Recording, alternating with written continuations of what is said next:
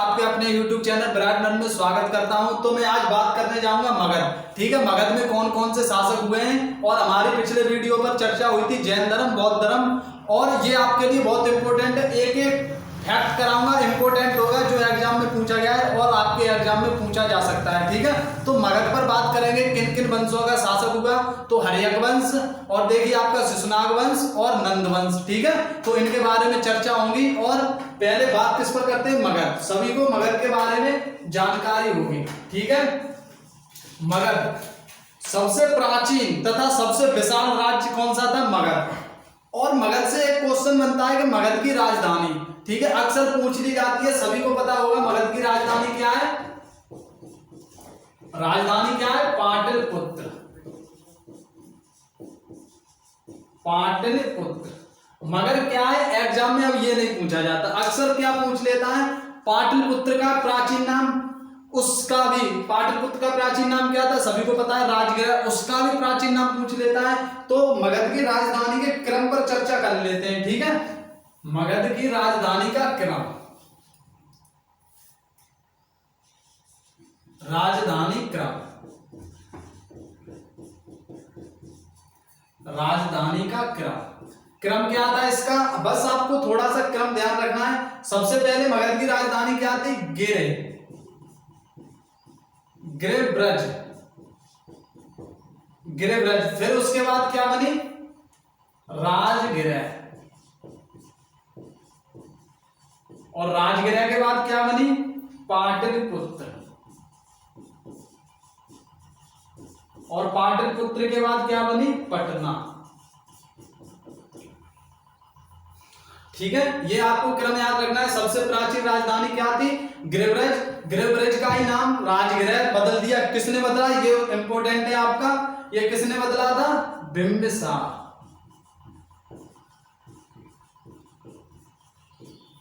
बिंबिसार। ठीक है, फिर क्या हुआ, पाटलिपुत्र, और पाटलिपुत्र से हुई पटना। ठीक है, अब बात कर लेते हैं पाटलिपुत्र का नाम किसने रखा था, पाटलिपुत्र किसने रखा, उदयन। ठीक है, पाटलिपुत्र किसने रखा, उदयन। ये दोनों किस वंश के थे, ये थे हर्यक वंश। और लास्ट नाम क्या है, पटना। पटना नाम किसने रखा था, शेरशाह सूरी।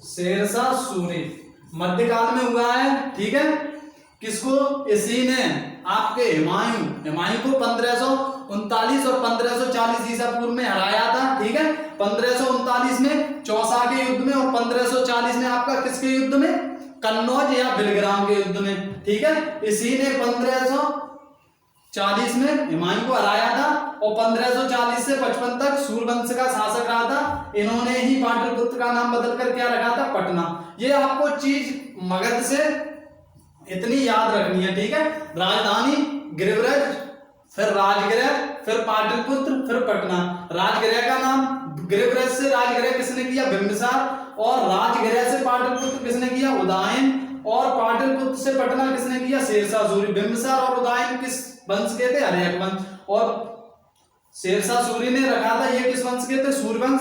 कब से कब तक इनका शासन, सूर्यवंश का शासन रहा था दिल्ली पर, तो ये रहा था आपका 1540 से 1555 तक। ठीक है, तो अब बात कर लेते हैं हर्यक वंश। ठीक है, आपका इंपॉर्टेंट है, मगध राज्य से इसका संबंध है।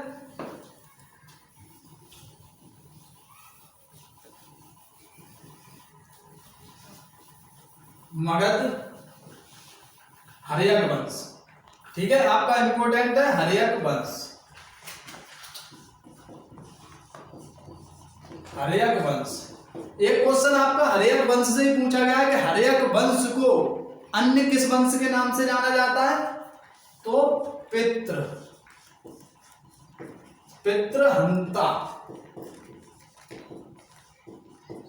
पितृहंता वंश से क्यों जाना जाता है, क्योंकि अब आके आपको बता दूंगा, या फिर आप देखिए क्या होता था, इसमें पुत्र अपने पिता की हत्या करके गद्दी पर बैठता था, इसी कारण इसका क्या नाम, पितृहंता वंश। ठीक है, अब हर्यक वंश का संस्थापक कौन था, आपका क्वेश्चन पूछा जा सकता है और पूछा जा चुका है। ठीक है, हर्यक वंश का संस्थापक कौन था?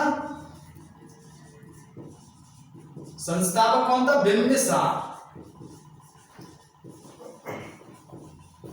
बिंबिसार कब शासक बना था? 544 ईसा पूर्व।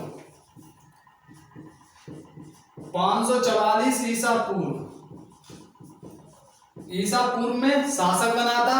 ठीक है, कितने वर्षों तक शासन किया? 52 वर्षों तक। 52 वर्षों तक शासन किया।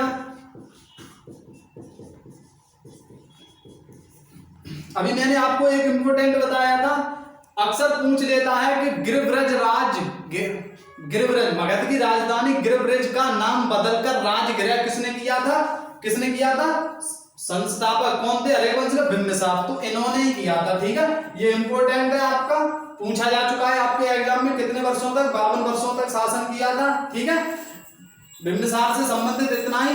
और अब इनसे बात करते हैं, इनका अगला शासक कौन हुआ था? अगला शासक हुआ था आपका बिंबिसार का पुत्र, क्या नाम था? अजातशत्रु।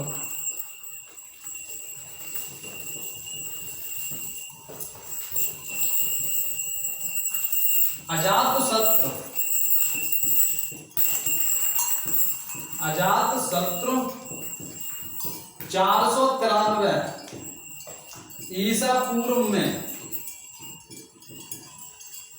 अपने पिता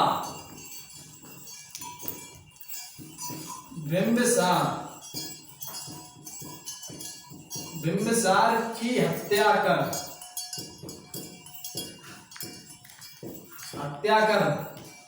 मगध की गद्दी पर बैठा।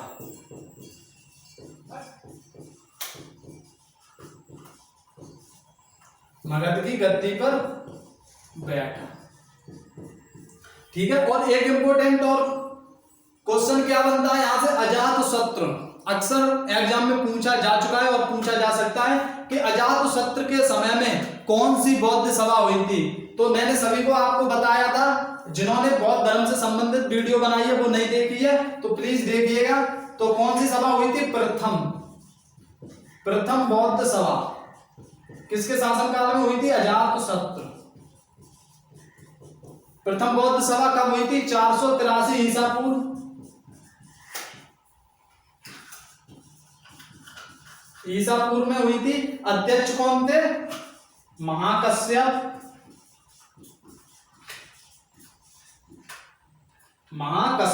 ठीक है, महाकश्यप थे। और अध्यक्ष कौन थे? महाकश्यप। 483 ईसा पूर्व में प्रथम बौद्ध सभा हुई थी। किस स्थान पर हुई थी यह भी आपको याद रखना है। तो ये हुई थी राजगृह।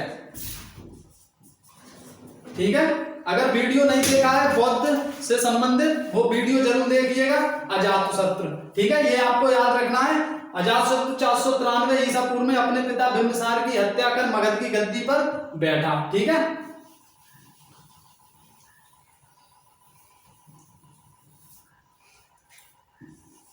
एक क्वेश्चन आपका पूछा गया था, अजातशत्रु का उपनाम।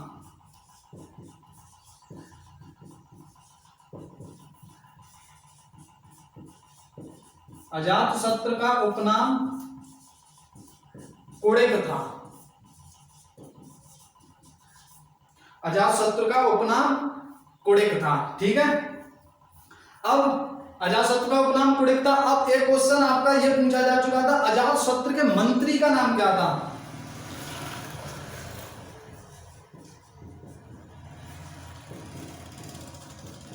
का मंत्री वर्षकार या वर्षकार, ये दोनों नाम लिखे मिल सकते हैं, आपको कंफ्यूज नहीं होना है। वर्षकार था। अब ये इंपॉर्टेंट क्यों है? क्योंकि अजातशत्रु ने अपने मंत्री वर्षकार की सहायता से किसको जीता था? वैशाली को जीता। किसकी सहायता से? वर्षकार की सहायता से वैशाली को जीता था। ठीक है, अब बात आती है कितने वर्षों तक शासन किया था अजातशत्रु ने? ठीक है, तो ये 32 वर्षों तक 32 वर्षों तक शासन किया।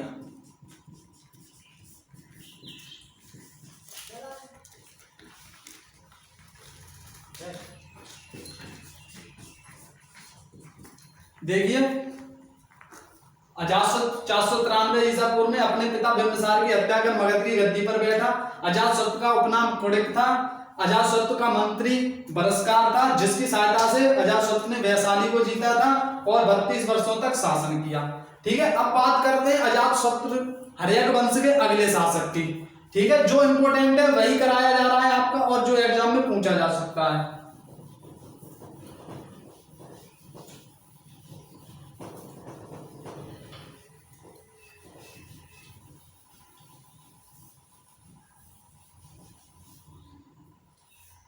उदयन, अगला शासक कौन था? उदयन।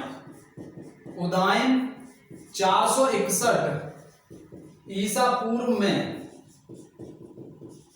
अपने पिता अजातशत्रु की हत्या करके मगध की गद्दी पर बैठा।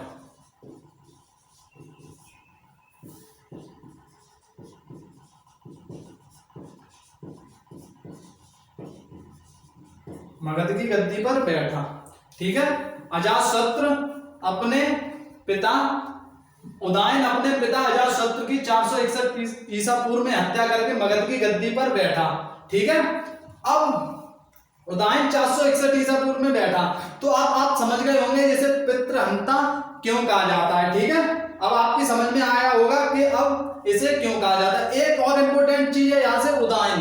ठीक है, उदयन ने क्या किया था? उदयन ने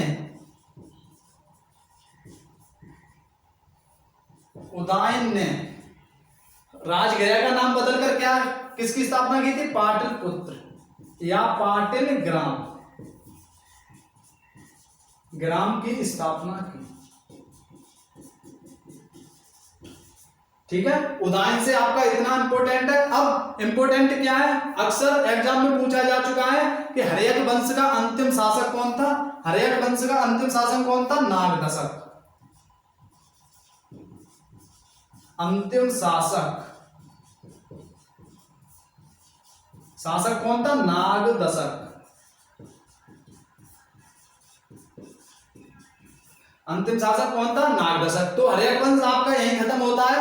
स्थापना किसने की थी? बिंबिसार ने 544 ईसा पूर्व में। ठीक है, राजधानी क्या थी? राजगृह। फिर अजातशत्रु अपने पिता की हत्या कर आए, फिर उदयन ने अपने पिता की हत्या करके 461 ईसा पूर्व में शासक बने। फिर अंतिम शासक कौन था? नागदशक। ठीक है, जिसने किसकी स्थापना की थी? पाटन ग्राम की। अब बात करते हैं इसके बाद शिशुनाग वंश। ठीक है, इसके बाद आता है आपका शिशुनाग वंश। इसके बाद आता है आपका शिशुनाग वंश।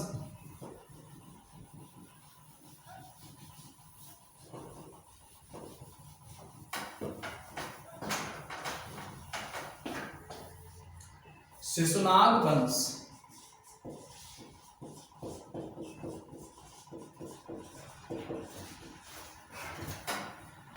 शिशुनाग वंश।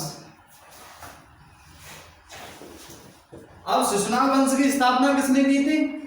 शिशुनाग वंश की स्थापना किसने की थी? शिशुनाग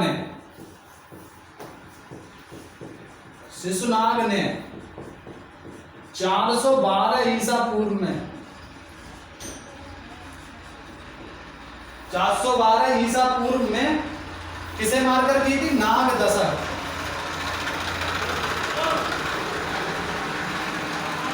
की हत्या करके की।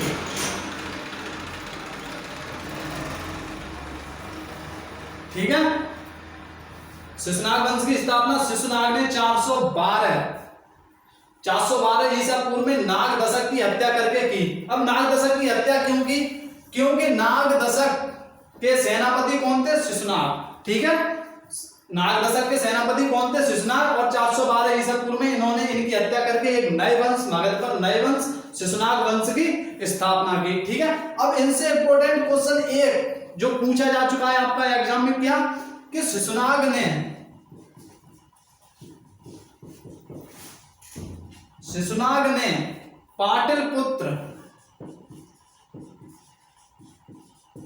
पाटलिपुत्र से राजधानी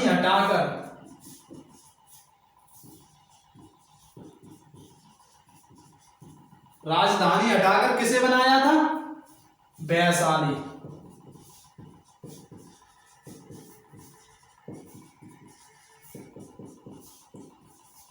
आपका एग्जाम में पूछा गया था क्वेश्चन कि शिशुनाग, ठीक है, पाटलिपुत्र से राजधानी हटाकर राजधानी वैशाली को किसने बनाया था? तो किसने बनाया था? शिशुनाग।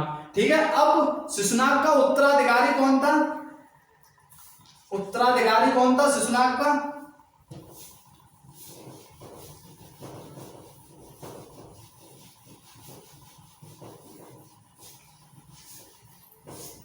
शिशुनाग का उत्तराधिकारी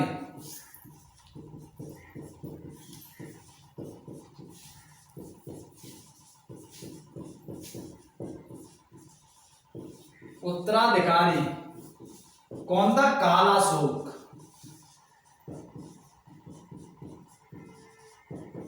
कालाशोक था।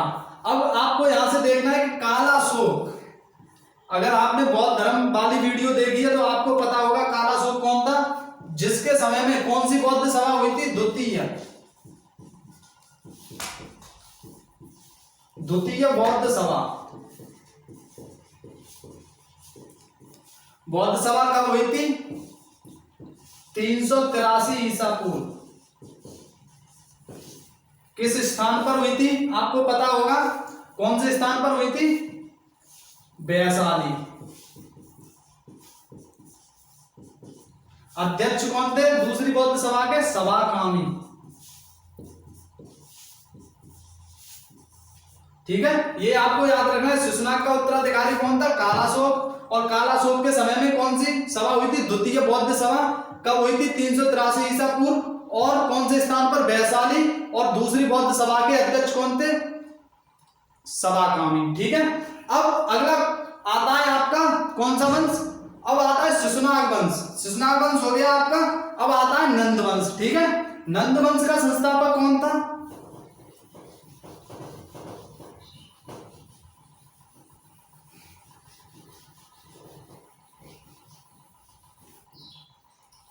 नंद वंश। अक्सर यहां से क्वेश्चन पूछे जा चुके हैं आपके। ठीक है, नंद वंश का संस्थापक कौन था आपका? संस्थापक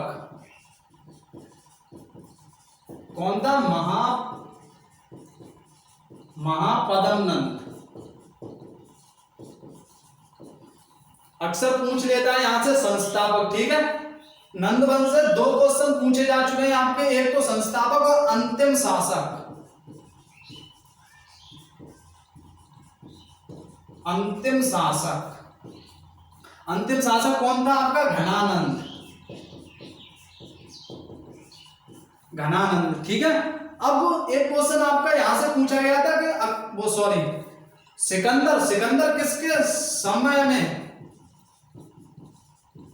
सिकंदर किसके समय में भारत पर आक्रमण किया था? किसके समय में किया था? घनानंद। ठीक है, सिकंदर ने किसके समय में आक्रमण किया? घनानंद। अब कल हमारी अगली वीडियो पर चर्चा किस पर होगी? सिकंदर कब भारत आया? सिकंदर का नाम क्या था? सिकंदर कहां का राजा था? ठीक है, पिता का नाम क्या था? कब जन्म हुआ था? तो कल हमारी चर्चा होगी सिकंदर पर। और इस वीडियो से आज इतना ही। और आपको प्रतिदिन सुबह 9 बजे आपको जीएस की वीडियो मिलेगी, जो आपके रेलवे, ग्रुप डी, एनटीपीसी और अन्य एग्जामों के लिए बहुत महत्वपूर्ण होगी। जरूर आइएगा, 9 बजे जुड़िएगा। और शाम को 8 बजे आपको मैथ में ट्रिक मिलेंगी आपको, जो आपके लिए बहुत हर एक एग्जाम में सहायक होगी। ठीक है, मिलता हूं नई वीडियो के साथ। अगर चैनल को सब्सक्राइब नहीं किया है तो जरूर सब्सक्राइब करें। मिलता हूं नई वीडियो के साथ, तब तक के लिए बाय।